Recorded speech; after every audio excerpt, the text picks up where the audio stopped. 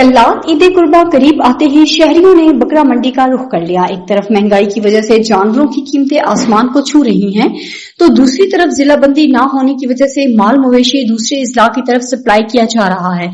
शहरियों ने news box से गुफ्तगू करते हुए कहा कि ईद कुर्बा में चंद दिन ही रह गए हैं, लेकिन इंतजामिया की तरफ से जिला बंदी पर कोई तवज्जो नहीं दी जा रही, जिसकी वजह से अक्सर माल मवेशी बाहर सप्लाई हो रहे हैं, जिसकी वजह से बकरा मंडी में जानवरों की बहुत कीमत कम हो गई है। यही वजह है कि इस बार जानवरों की कीमतों में बेतहाशा इजाफा हुआ है। 2 दिन से मैं आ रहा हूँ बकरा मंडी में, लेकिन बहुत महंगे हैं जानवर। इस बार बहुत मुश्किल है कि गरीब बंदा ईद कुर्बान नहीं कर सके, क्योंकि जिस जानवर पर हम हाथ रखते हैं उनकी तकरीबन 30 से 40 हज़ार रुपये छोटे जानवर की जो कीमत है वो बोलते हैं। तो जिला बंदी भी पहले नहीं था, अब जिला बंदी उम्मीद करते हैं कि कीमतें थोड़ी सस्ती हो जाएंगी।